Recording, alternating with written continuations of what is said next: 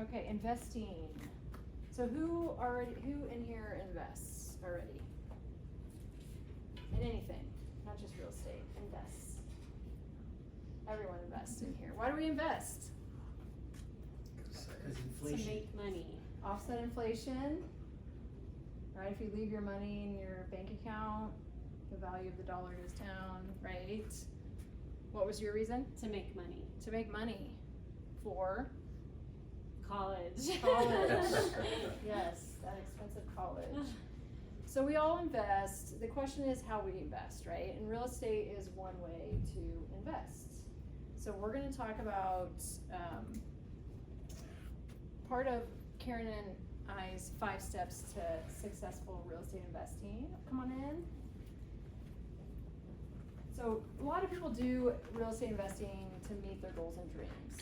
Like we talked about, pay for college, have a retirement, make sure your retirement lasts until you last, right? So it's important. But part of, because this class today is how do I find a good rental property? Part of that is really defining why you're investing first. That's what's crucial because everyone invests for different reasons, right? It could be a tax strategy reason, and it could be I need cash flow today, or I need net worth down the road, right? So you gotta really understand what you're investing for first to be able to find the rental property that is good for you. So that's in the first step. Is it just changing on me again? Yeah. Why is it doing that?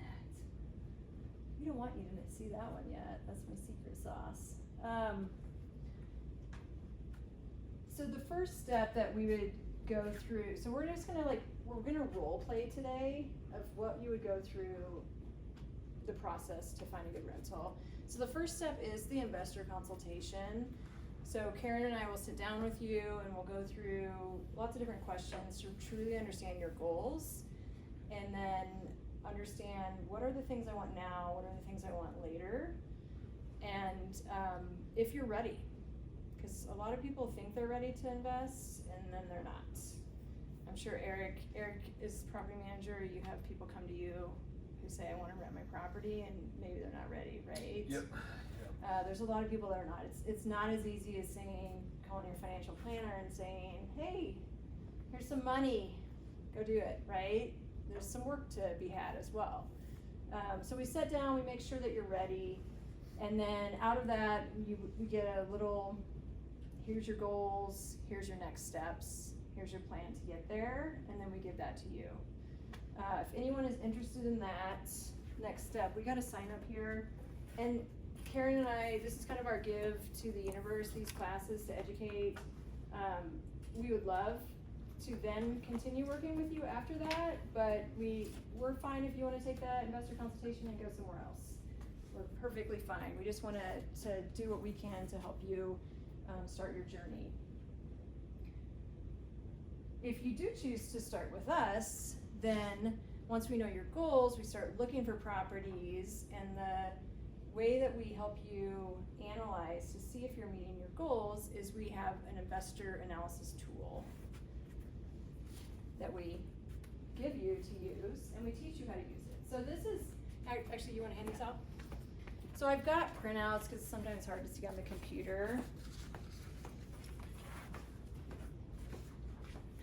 But we're gonna walk through that together. And then, I was just at a closing today and the client was like, they told her, well, how do we know how to increase our insurance coverage if our house appreciates in the future?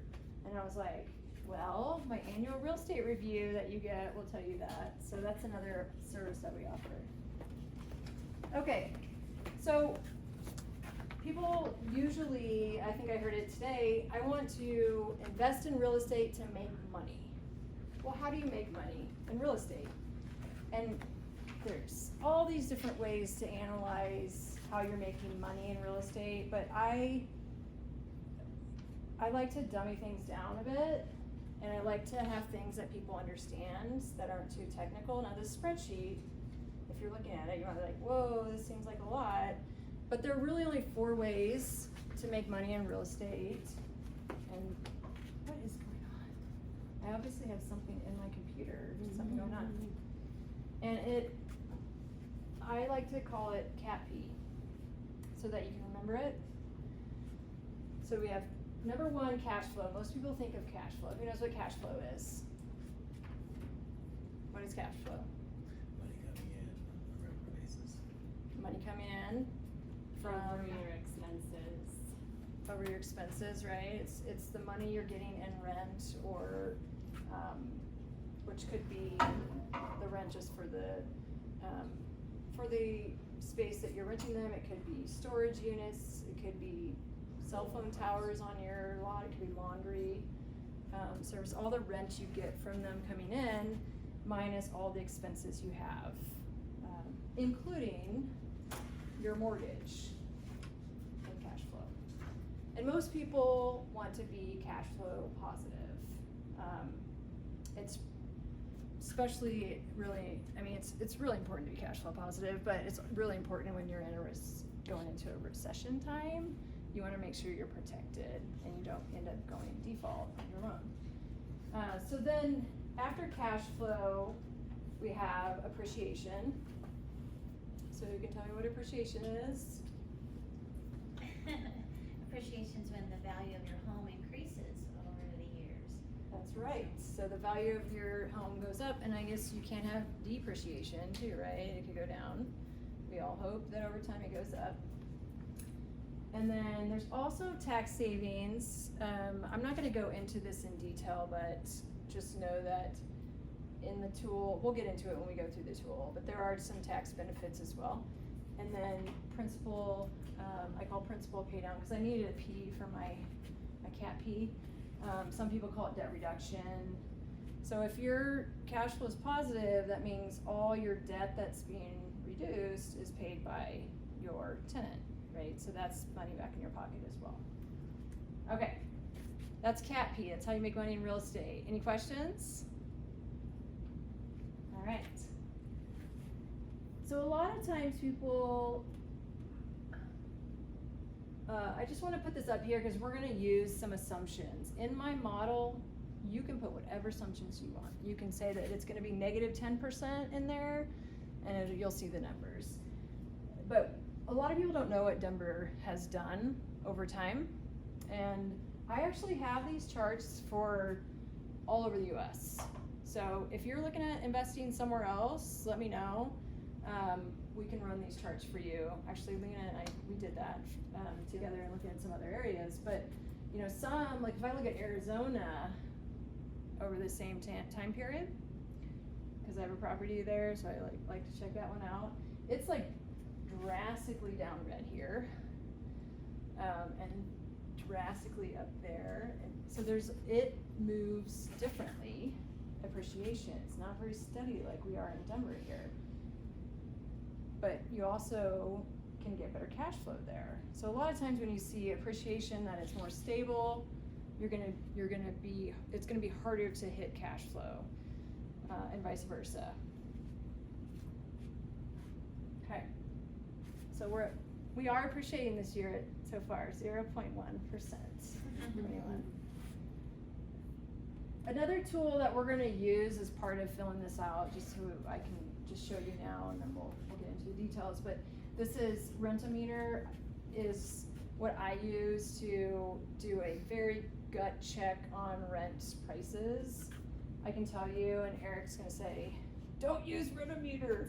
It's gonna give us a ballpark, but to know how to use this correctly, you don't just look up here necessarily, you look down below where it has true home comps. You find the homes in that list down below this report that actually is most like your property is one step. Just to give you, I use this just to say, should we even go and look at that property? So it's the first step before we would look at a property.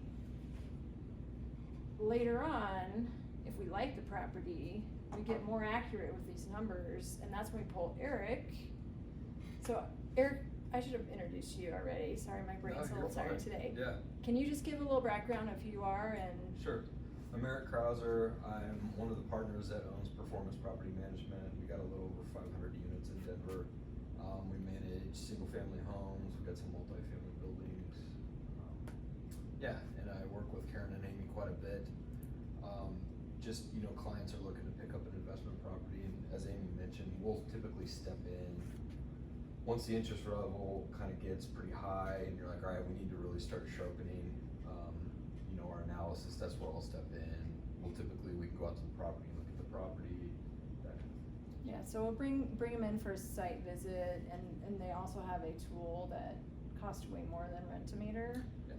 that does a very deep analysis on that property. And so that's another thing that you would do at that point, but I just wanna show you that, cause I don't like to switch back and forth screens, so I wanted to get, yeah, go to.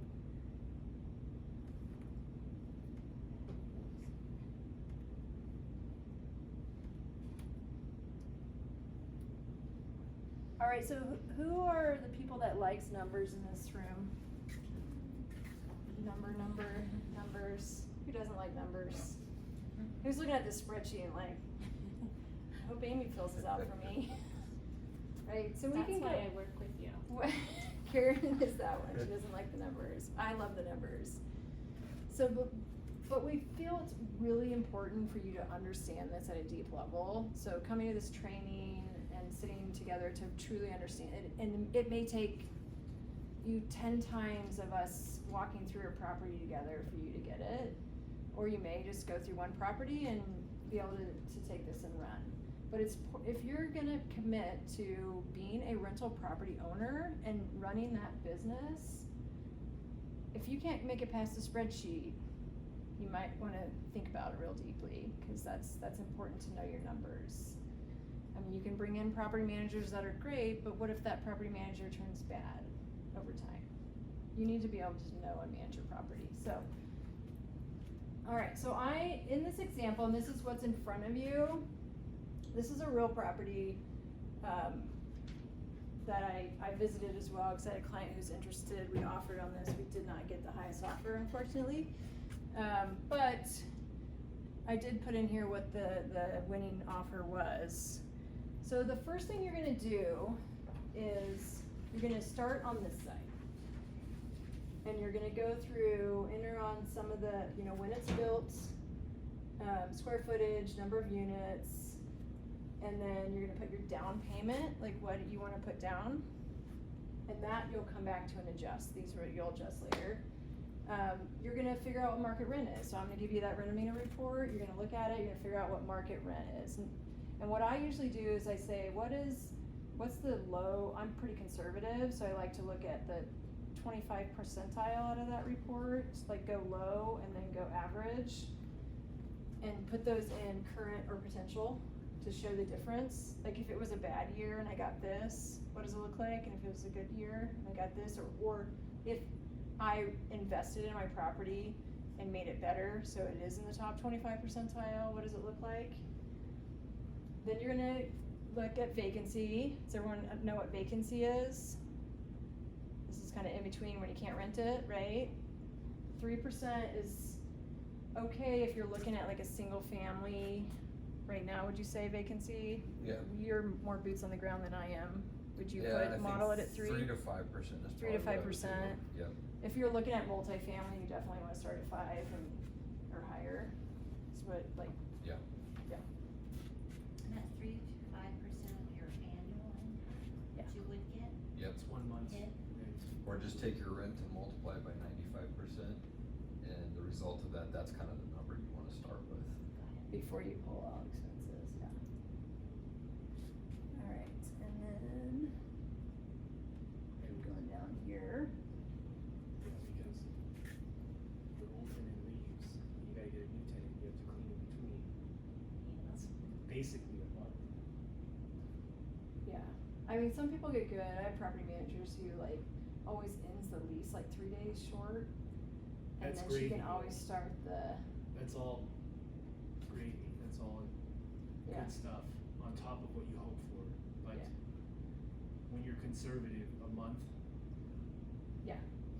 And you gotta just keep up on what the current scenario is, that market can change for sure.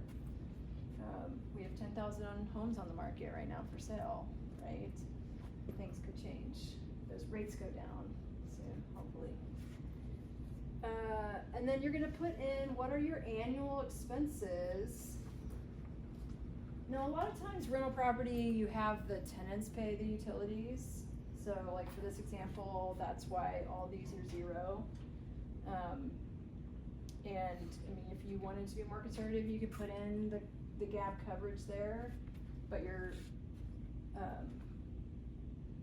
but I usually, for simplistic sake, I just put it blank, and then I'll increase down here on some percentages to, kind of put some reserves in there. But utilities, these are all the things you can expense. Definitely wanna put your property taxes, if you know your property taxes are going up, put That's that in one thing I there. ran into. That's what you ran into? Yeah. Everyone ran into property taxes going up. That's the problem is in Colorado or Denver, it's every 3 years, I think, 2. every 2 years.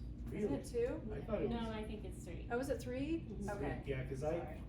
if it was 2 years, that would even be suckier, when it's going But up it's like 2 years this. back too, like the period of time that But they the look last at, increase, yeah, the or amount 18 of months. appreciation in 3 years was almost double for some people.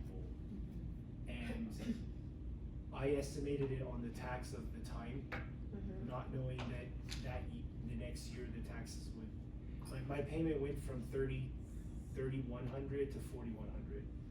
Yeah, and I know a lot of people that appealed this year, even though we didn't get reassessed, because the month that they were using for your tax bill last year was at kind of a peak that we had, like a false peak. A lot of people the following year went back down, and so I had a lot of people appeal this year and win. Really? Yeah, because it was, so you can appeal or attest, or what's it called? Is it appeal? Whatever that is. You can do it every year. It doesn't have to be just when they're doing their assessment. And it's all based on the dates they use. Is it the prior July or something? It's like, it's in the past.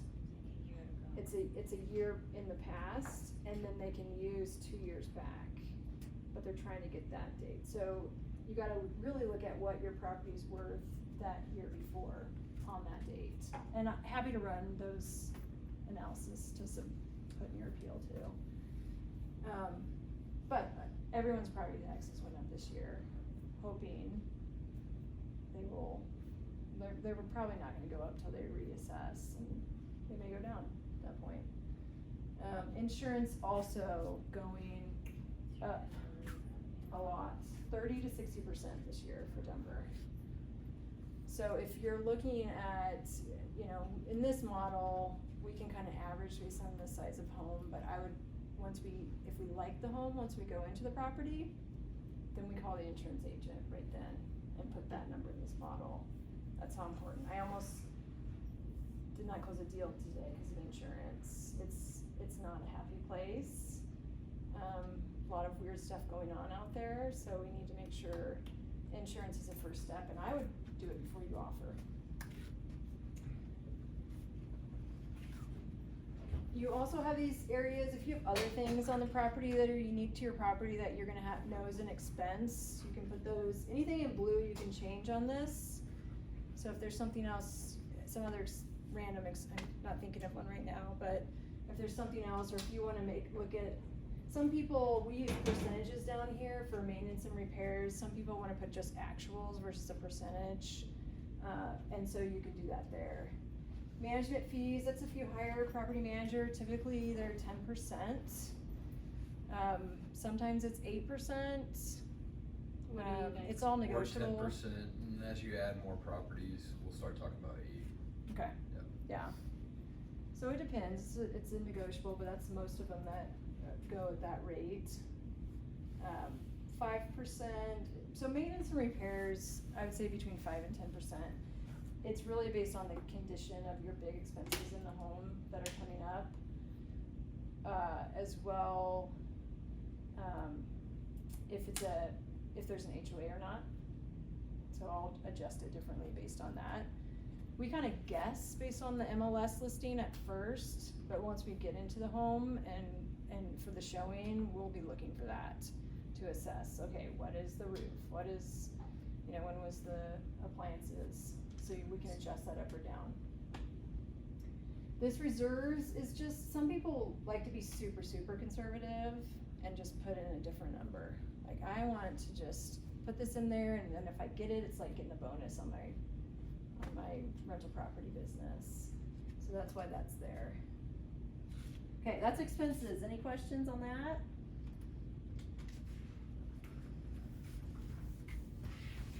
Anyone glazed over I yet? have a question. Yes. What do you do for your reserves? Or is that what you're doing right now, zero? What I usually do, because I'm more simplistic, is I just like bump up my maintenance and repairs. Okay. Yeah.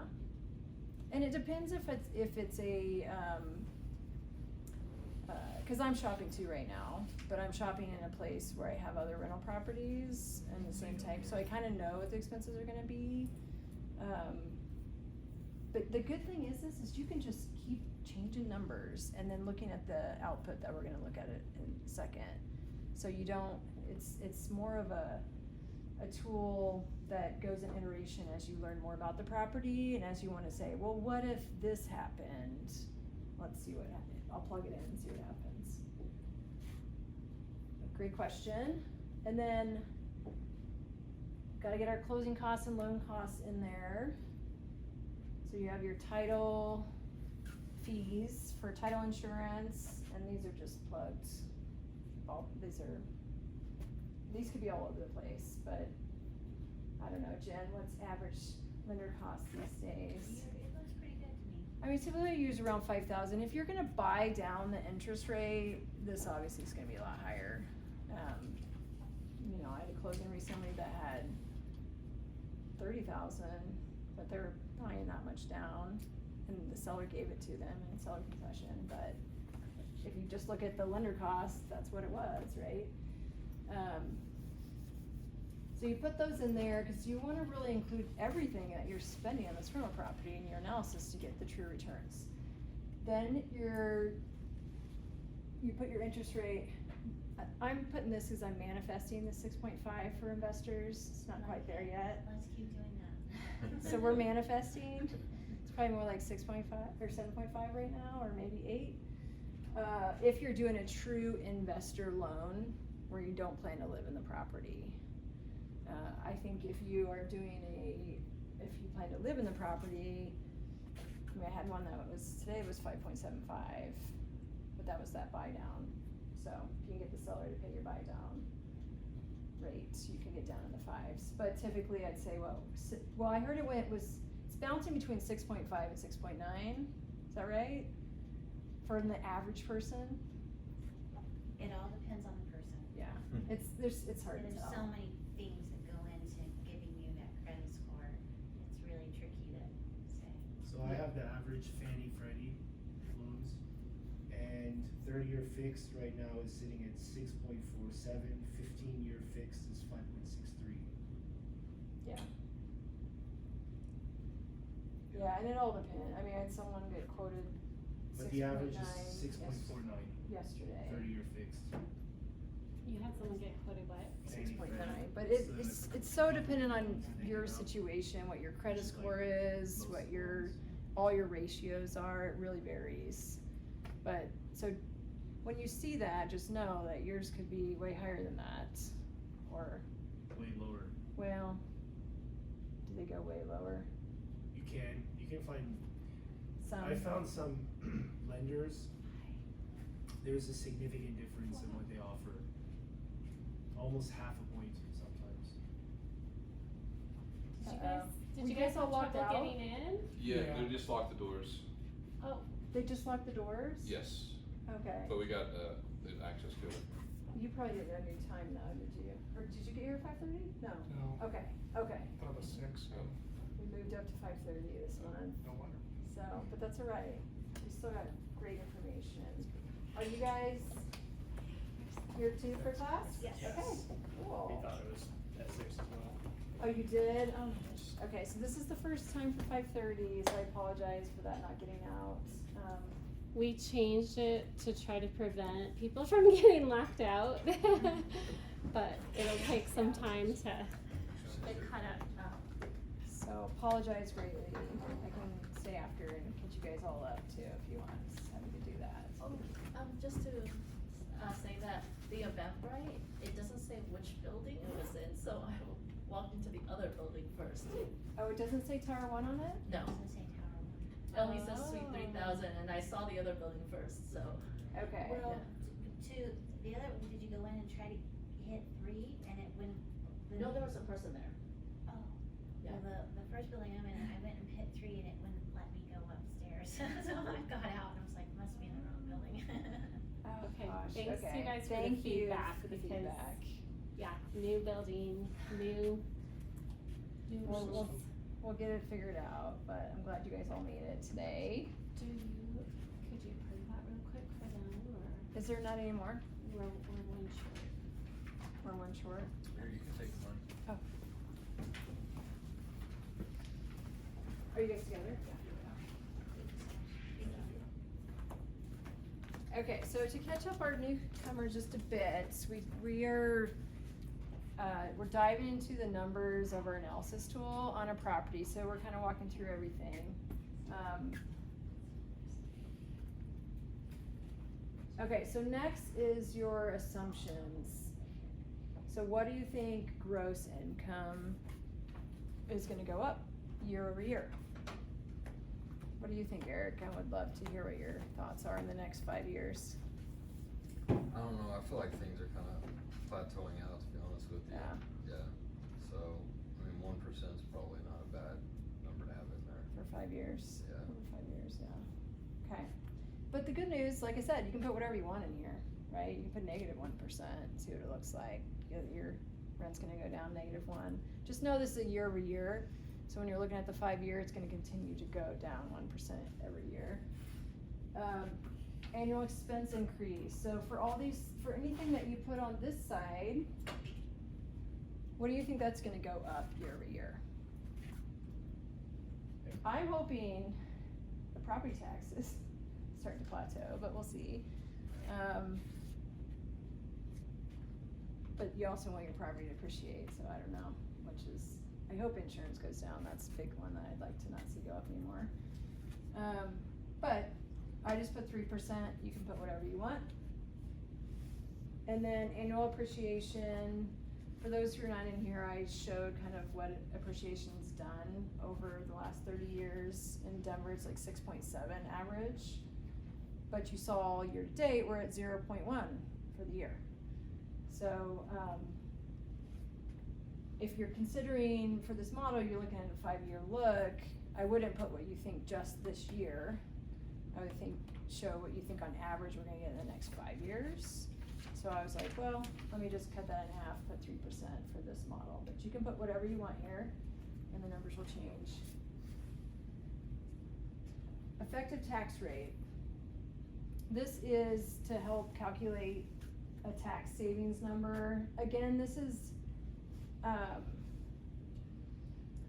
tax savings can be very complicated. I am a CPA, but I'm not a practicing CPA, so I'm not gonna get into the details. This model for this analysis literally just looks at what is the income that you can earn and not get taxed on because of depreciation that they allow you to offset your income with. So that's what, just so you know, that's what this is calculating. But this effective tax rate would be on your last tax return. You can look at that and plug that in. But some people in this room know there's way better tax saving options you can take advantage of too. And then down here, this is where you can enter updates on the home. So when we go in the home and we look, we'll point out either ourselves or when we bring the property manager in there, what are the things that I can do to update my property that's gonna give me more rent? So you're not gonna think of some things that people will come and say, I should do this, and we're like, no, the tenant's not gonna care about that. You're not gonna get any more money. What's some examples of that? I'm trying to think of Like Yeah, paving like- the driveway. Yeah, Have someone I- who spent $30,000 paving the driveway. The tenant is not gonna care about that. You're gonna need no more Yeah. money for that. Any of the frilly stuff, I mean, you're just not gonna get the return on it. yeah. But Yeah. you had a client who had an unfinished bathroom. Like, you were like, finish the bathroom, so there's 2 bathrooms. Yeah, that will definitely make a jump in rent. So we would consult with you when we're in the home, give you suggestions on this, and then also help you with contractors to find people to give you estimates. We put that in here, because if there's stuff that, missing appliances or, just looks run down Some overall. big basic stuff you need to have is the flooring needs to be in pretty good condition, the paint needs to be in pretty good condition. Appliances, they can be older as long as they function well and they look fine, that would be okay. Definitely function over form for rental properties. Those are the big ones. Cleanliness, that's another big one, make sure it's really clean. Yeah, so, I mean, if it's gonna make a difference to get to this higher rent, how do I move from just being in the 25 percentile of what people are getting rent to a higher rent? You can put that in this model. Okay, so that's input. Questions on input? Okay, so once you input everything, then you're gonna look at your analysis tab.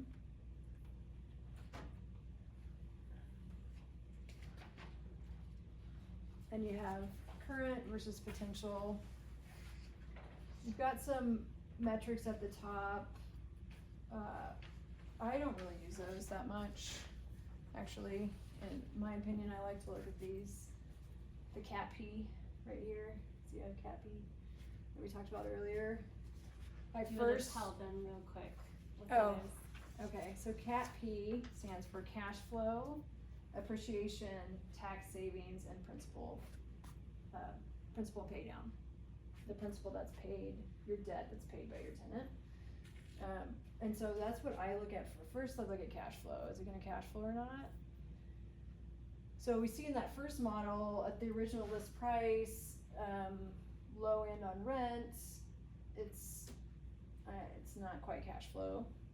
And then you can see what appreciation will get you, tax savings, principal pay down. And then the second one is actually paying a higher price for it, and then what the numbers, if you can truly get the higher rent, what it looks like. So I see clients will use this 2 different ways. One is just to compare price points. Like, I wanna hit my number, what price point do I need to get to in the potential tab to hit the cash flow numbers? I mean, which price point down do I need to get to? Or you can have the same price point and you can change whether you do upgrades and what the rent will change to. So it's kind of a flexible tool to use it either way. And we can walk through, if we were working with you, we would actually walk you through this together with you on your first property. So you're just gonna say, I like that property. We run these numbers, we sit down and walk through them together.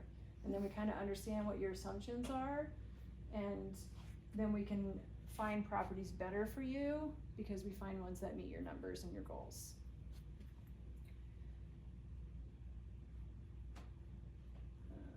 Okay.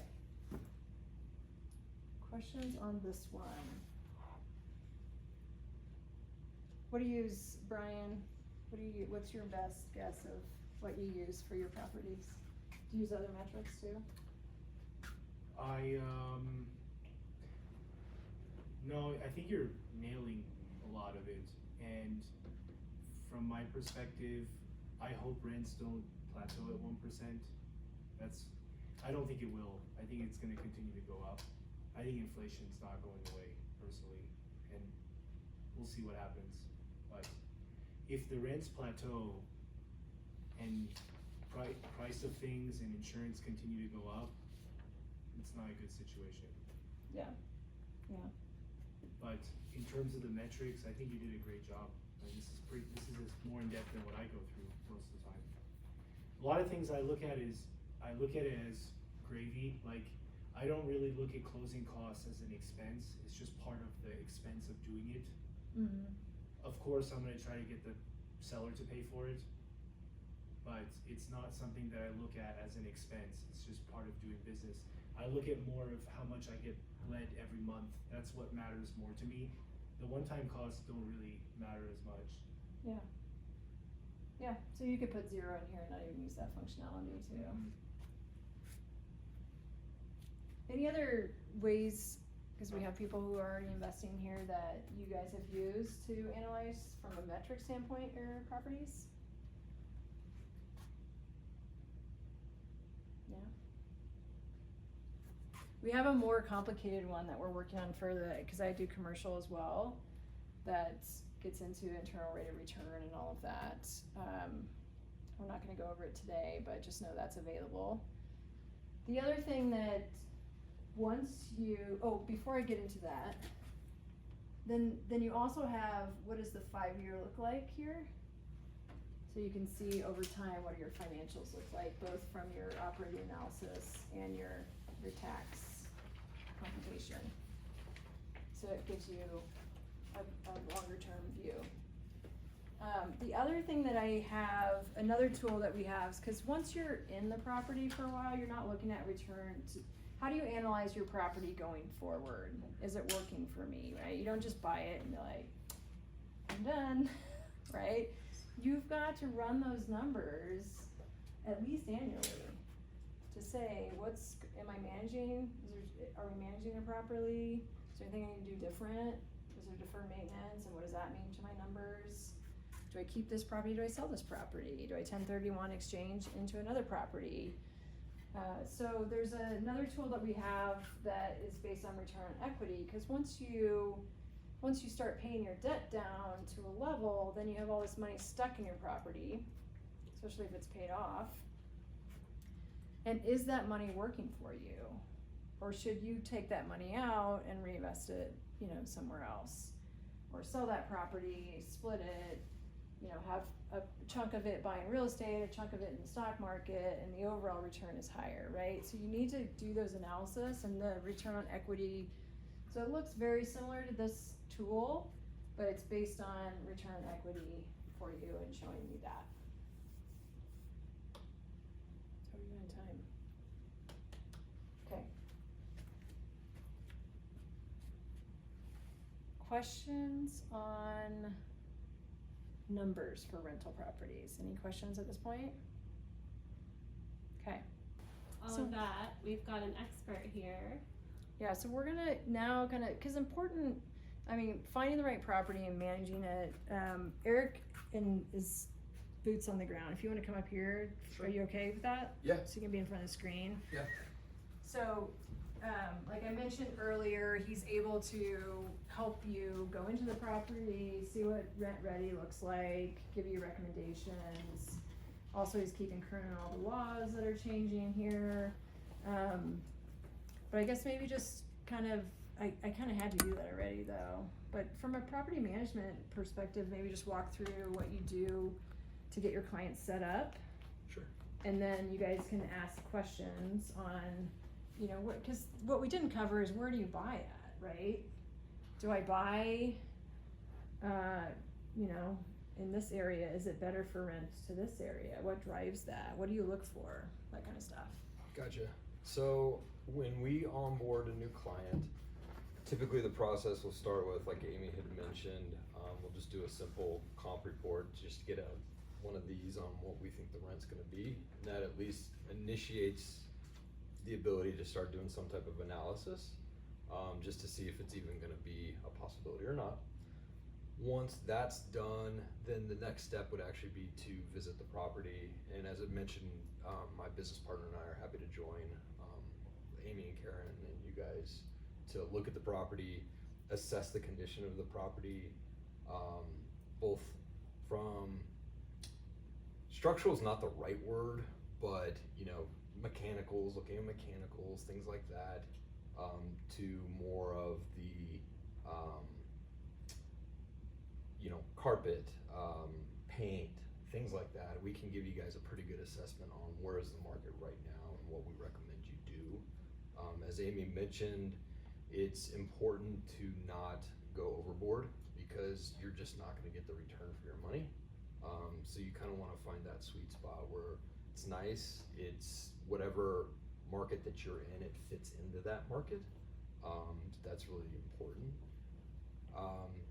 Okay, so been on the property, we've identified what we would recommend as far as improvements to the property. And then you can kind of derive, I think on the input tab, you had a spot there to put in like what you would have to put into the property. So get an estimate on that. We also, and most property managers, they've got contractor relationships. So we can help on that front as far as giving you guys estimates or, you know, giving you guys contact names. Okay, so got the property, you know what you're estimating the rent's going to be, you go look at the property, you've got an idea on what type of money that you need to put into the property. Then that's kind of where you guys step in, right? Like it's, you know, go or no go. Do we want to put an offer on this? Once you, let's pretend you acquire the property, right out of the gates, you really want to start talking about or thinking about getting a tenant. That's most important. So photographs. So one little thing, like when you guys are purchasing a property, if you don't mind getting the photographs from the listing agent, that would be awesome. Because that way us property managers can hit the ground running. Otherwise, we got to schedule a photographer, get them out there, and days matter. So if we can shrink that timeline, it'd be great. So start marketing the property, looking for a tenant. I'll say right now, it's taking just a tick over a month to find a new tenant from the minute we list. So I would just estimate, you know, about a month to get a new tenant in place. You know, and we can get into this at another class, but there's a whole process around vetting tenants and how you do all that. Yeah, that'll be your 2 months, he'll be back, talk Yep. about managing rental property. Yeah, and we can really get in depth on that. How do you screen tenants, things like that. But, you know, finding qualified tenant, you get them in place, get them onboarded. Typically, if the property has not been a rental property, you're gonna see a little bit of a spike in maintenance right when they move in. Or if it's been your primary residence and you've moved out and you've changed it into a rental property, it's just the natural, the way things work. You'll always see a little bit of a spike in maintenance. But once that kind of settles down, once you get, I'd say about a month under your belt, usually the maintenance kind of settles down and you get into a real good rhythm with the tenant. And then it starts to really get down to your numbers that you put in, right? Like what are my costs? Like what are my insurance costs, my taxes, all those types of things. You know, the rental market in general right now is a little bit slower, especially from years prior. Like years prior, it was pretty crazy out there. It's changed quite a bit. Just, I feel like with interest rates and the sales market, that's kind of having ripple effects out through the rental market. There's a lot more competition out there right now. There's a lot more new build developments as well, especially apartments coming online. So specifically, I'm seeing Denver proper, you know, 1 bed, 2 bed, more apartment type homes. Those are sitting for a lot longer. There's just a lot of competition. Go out into the suburbs, you know, your 3 bed, your 4 bed suburban homes. Those are still pretty popular and pretty high demand. You know, as far as long-term prospects go, who knows? I mean, with all these new state laws that have come down, it's really changing the dynamic quite a bit. But Denver's still a very desirable place to live. So we're still, I think the last projections I've heard is we're still continued, like the demographics, they're still projecting more people coming into Denver than are leaving. How are the laws affecting can you expand on that? For sure, yep. So what's happening is your more traditional investors who've been around for a long time, right? They remember when it was very landlord friendly. They're getting out. They're cashing out and they're moving to another state. Who takes their place usually? Yep. Are they businesses or single or homeowners? That's a great question, and I don't know, to be honest with you, just because we don't do any of the transaction side. I would say, if it was me, I think there's going to be some opportunities coming up from those folks who are leaving. You know, the financials or the cash flow may not be as great as it was back, you know, pre all of this, but I still think they're pretty good. And it all kind of gets back to your goals. So, but I still think you can find great properties. I think there's going to be some opportunities coming up. So by your opinion, the laws are putting a negative effect on rent prices. Correct. Yeah, Yep. and when I asked Britton this question, cause they've had similar things in California, government likes to do things there too, more than here. But he said that his prediction is it's going to, in the short term, you're gonna see, especially these national practices too, that don't want a different, separate checklist for their properties in Colorado that they have for other ones, right? There's extra steps you have to do here. Those people will get out, it'll actually reduce, so it'll be kind of going, affected for a little bit, but then he thinks that it'll actually shrink the rentals, because then more people will get, cause it'll cause the sales prices to go down, people will get into homes. And overall, at the end of it, less rentals will be out there, So push which the will price then up. push the price back up. That's his philosophy, so. What are some of the new laws that are going into effect that are making people freaked out that wanna get out? What are? Yeah, Here we the go. two Oh, big. there's a whole class, that's. That, we It talked is. about that Whole other last month. class. I'll tell you, like, the two big ones that just came through that have really got people kind of in an uproar is one, the habitability laws. So that's from a tenant's perspective. What defines habitability has greatly expanded, meaning the tenant has a lot of power to say, hey, this happened in my house. You have now breached habitability, meaning I can't live here anymore. You need to put me up in a hotel. You need to get this remedied. Yeah. The other one Like that's what? come down, Like what's the that? roof caved in or something? Could be an air conditioner going on. I had Oh that my problem God. last month. Yep. My AC went out, and my tenant wanted, he's the nicest guy. I mean, that's one of the things is like, if you have a good tenant and he's nice, it's like part of the vetting process is how you can deal with problems with this person. Mhm. Luckily, I actually offered to put him in a hotel for a day or two, cause I put myself in his shoes. If I'm living in a house that's hot and I'm uncomfortable, I'll be upset. And I would at least expect them to give me somewhere to live, which I did. He denied it. He said, that's fine. I'll go to the mountains with my family for the weekend and come back. So it worked out really well. I didn't have to pay anything, but if someone's not a nice person like this guy, it could probably cause havoc and ask for extra per diem money and things like that. Yeah, and because of the new law now, they have the ability to be supported by that, right?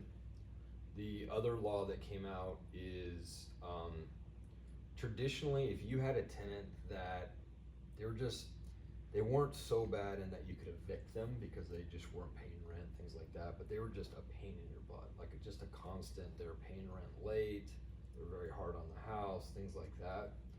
Typically what we would do is once their lease came up, we would non-renew them and not offer them a new lease.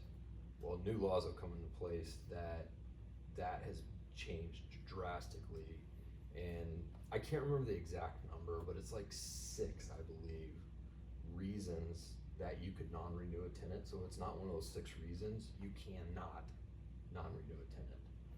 And some of these reasons are, I'm gonna sell my house, I'm gonna move a family member back into my house.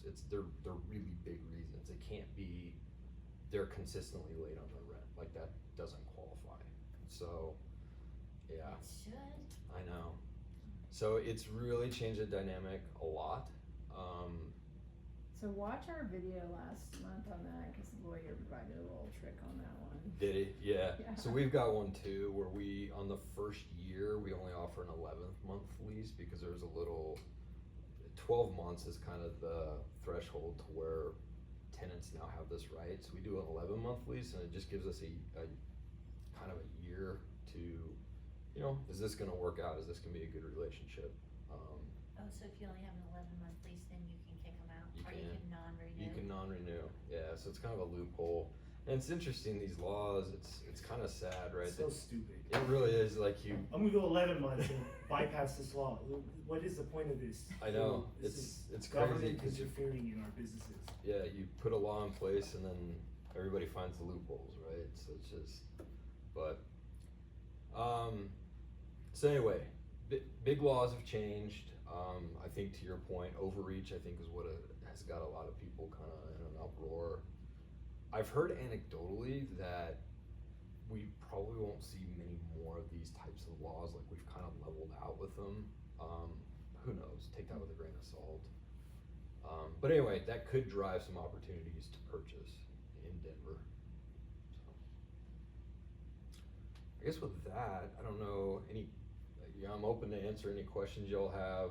Is there As Amy mentioned, certain we're back in like 2 areas months. like that you, or certain types of properties that are renting better?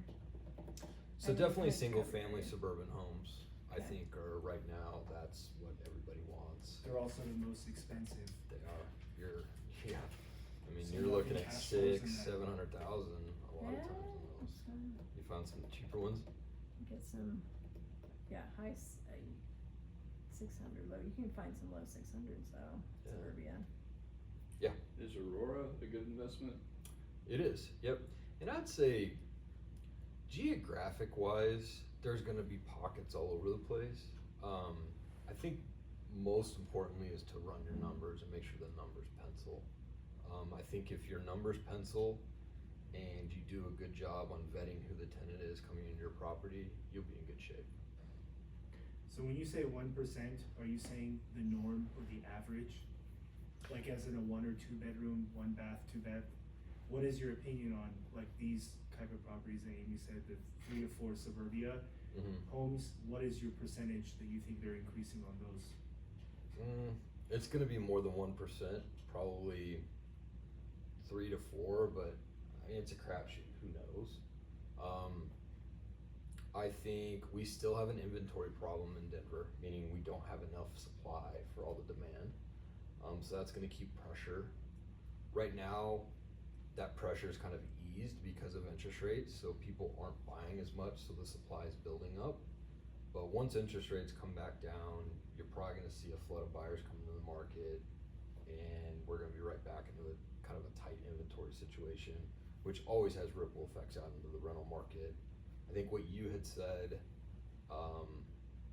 that makes a lot of sense to me, where you'll kind of see this, ebb and flow, and ultimately you'll see the rental supply come down, which is good, because that's gonna push rental rates up. But who knows? I mean, it's a crapshoot. I would say for this, I would err on the side of caution, just to be safe. And you gotta be like, look in the areas you're at. Like, is there a ton of apartments close to you? What is your competition, right? Analyze what your competition around your neighborhood is. Like, who am I competing with for my rental business? That's important to do. I think, so kind of back to your question and then your comment, it is super local. So it's really important that if you find an opportunity, just get on Zillow. I mean, it's a great tool, and see what's available, see what's out there, drive around, really get a sense for where you're buying, because all these neighborhoods have different unique attributes to them. Yeah, what's driving them in? Are there walkable fun things to go to? Where are they working, right? I think also finding a niche. That's one thing if I were trying to buy another investment property, and one of the things I wish I knew earlier on, there's 1,000 different niches. When you say all these apartments are going up, if your niche is single family homes, 3 bedroom, 2 baths, or 4 bedroom, 2 baths, 3 baths, it's not gonna affect you at all. Right. Because the type of buyers and renters that wanna rent that are not the type of renters that wanna rent a single family home. Yep. So I think finding a niche, finding the type of tenants that you wanna deal with or don't deal with. If you don't wanna deal with and you're going to lower income properties, hire someone like you. If you're wanting to go into higher end properties, you may not need a rental manager. If everything's brand new and nothing's gonna break down and it's under warranty, why would you? Until you're on vacation and you have to deal with the Yeah, problems. those- Murphy's Law. That's when you call.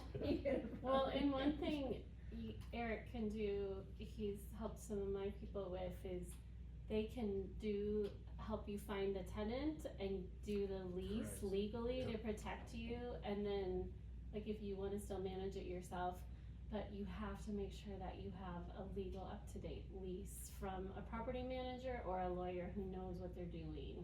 Yeah, and if you get one from a lawyer, you need to have a lawyer look at it at least annually going forward too. Yeah. Did you have a Thank you question? for bringing that up. Emily? I was just gonna ask if school zones is impactful for where you wanna buy. Like colleges or high Oh, schools? Like school grades. I heard that it doesn't matter as much anymore, cause people can go kind of pick and choose schools, I'm not obviously. I think we're seeing it impact hugely in the real estate market right now because the hotter markets are very much the higher grades for on like greatschools.com. And we're seeing some of the other areas where the grades are lower, not as hot, cause it's such a micro market right now. Highlands Ranch, Littleton, a lot of those Cherry Creek schools are a little bit hotter than some of the other areas, so. Which should trickle to rent too, you're gonna, cause people, may come into that area and rent first, right? And so I think it matters. I always Maybe tell, invest it like, a little. first time home buyers, even if you don't have kids, look at the grades. Because it will impact your appreciation. I like go back to your question from like real estate photographer, you know, perspective. I see like how many people try to rent a property, but they put like awful pictures, and it's just a great property, but pictures are so awful. You're so right. And In they fact, just- we, like all of our clients, Mhm. we pay for the professional photos because it's so important. I know I'm a real estate photographer, Oh so my I know gosh, yeah, what's the difference it's made. it really does. Yeah. In fact, it can shrink your days on market drastically. And so many real estates, they put the pictures like, you are asking like $500,000, you know, for this property, like why you wouldn't spend? I know, it's so silly. I don't understand, I still trying to find It's the reason. less work for you, don't tell anyone. Even on, especially on the short-term rental side, it's even more important. Well, sometimes people call me, like find me online and say like, hey, I'm gonna rent it, you know, just can you come to the pictures?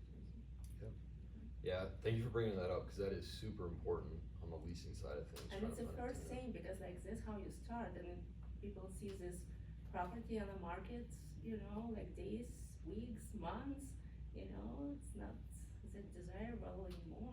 Yeah. Well, any other questions? Alright, well, thank you for joining us. If you want any, future classes, we have some of the brochures up here. And then we'll reach out if you ask for anything on our sheets, but really appreciate you guys all coming and just let us know how we can help you next. And yeah, going forward will be 5:30 so that you can get in, especially as it gets dark.